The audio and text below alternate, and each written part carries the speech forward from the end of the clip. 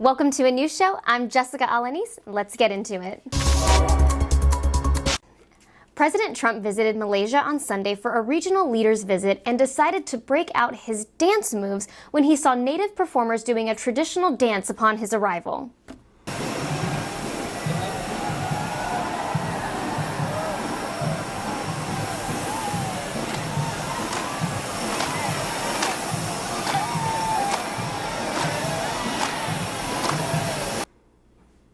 It's as if he saw them and thought, yeah, I can ruin that, and then proceeded to ruin that. In political news, Indiana's Republican governor called a, special session to redraw congressional maps to help his party, and Virginia lawmakers are doing the same thing for Democrats. It's nice to see both parties come together to make sure voters stay exactly where they started. It's called gerrymandering, named after one of the founding fathers, Elbridge Gerry. Not to be confused with absent father, gerrymandering out of Sussex County. Illinois Governor J.B. Pritzker asked ICE to postpone operations in certain neighborhoods throughout the state for Halloween. Homeland Security Secretary Kristi Noem denied the request. So kids, it looks like the only safe costume this year is a pointy-headed ghost. And parents, if you're walking with your kids, be the red pointy-headed ghost. Or are those the wizards? Elsewhere in the news, Bill Gates, who has spent billions warning about climate change, now says it won't end humanity. Basically, the world's richest man looked at the apocalypse and went, seen worse. Be more worried about climate same, or as we call it, Los Angeles, where the girls are girls and the guys are too. Get your LinkedIn profiles ready because Amazon has announced it's laying off 30,000 jobs to make room for AI. The goal is to make Amazon lean enough to fit inside one of its own shipping boxes. Talk about a prime day. A flight from Chicago to Germany was diverted to Boston after a passenger attacked two teenagers with a fork and then slapped a woman. My question, why was Chris Brown flying to Germany? A new site called Grokpedia, powered by Elon Musk's AI, is offering an alternative to Wikipedia, and users noticed it describes January 6th as just a riot over voting irregularities. Which is weird because I didn't realize AI stood for alternative information. Harper's Bazaar hosted its 2025 Woman of the Year Awards in both Madrid and Mumbai, because apparently even the Women of the Year couldn't agree on a location. So they compromised by making it more inconvenient for literally everybody else. Honestly, iconic. A new survey found that over 20% of dog owners and 25% of cat owners are vaccine hesitant, even refusing shots for their pets. Which means somewhere there is a golden retriever named Tucker who's one Facebook post away from starting his own podcast. Or a pawcast.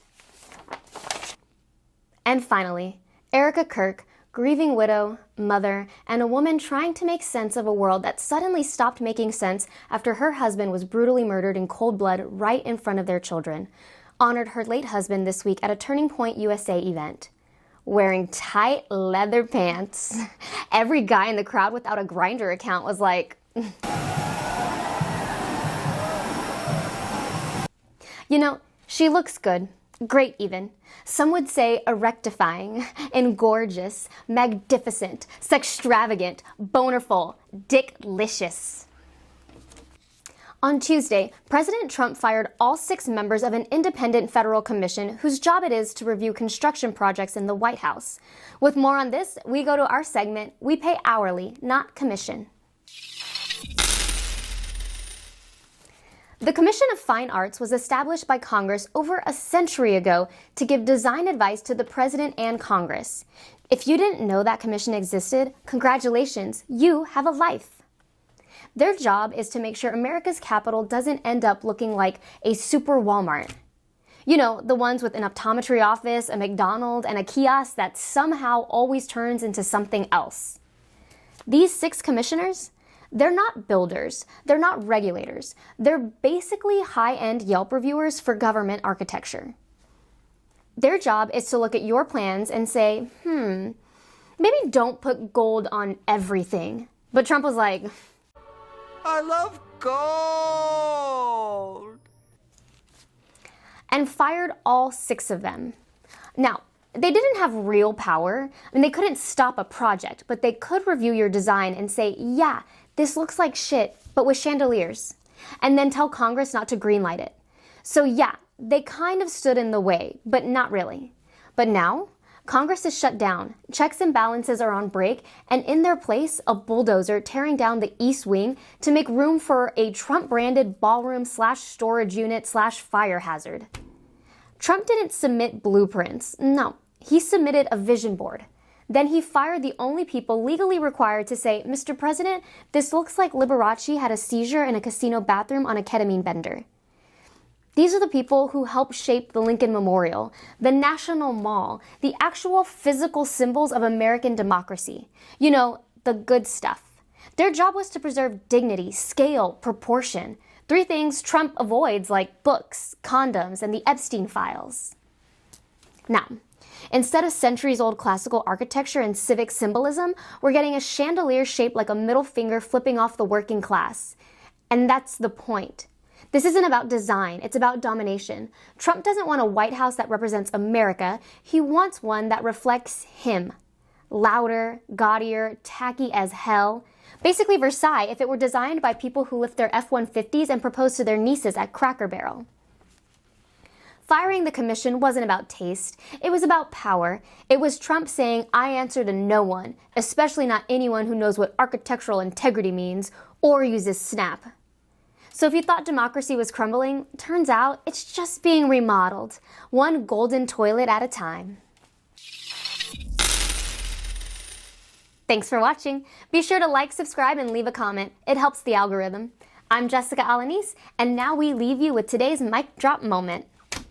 Here was Speaker Johnson earlier today responding to a question about why he wouldn't just move money around to fund SNAP. Take a listen. Because if you deviate from the goal of reopening the entire government, Chuck Schumer and the radicals over there will continue to play games with people's paychecks, their livelihoods. And if you do just part of this, it will reduce the pressure for them to do all of it. No, for real. Okay, I can do it.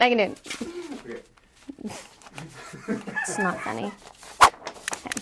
One of its own shipping boxes. Talk about a prime day.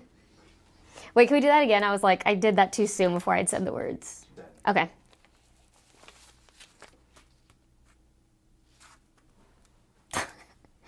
Okay.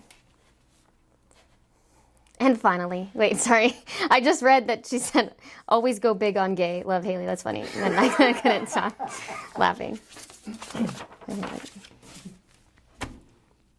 And finally. All right. We already did that first part. Here we go. President Trump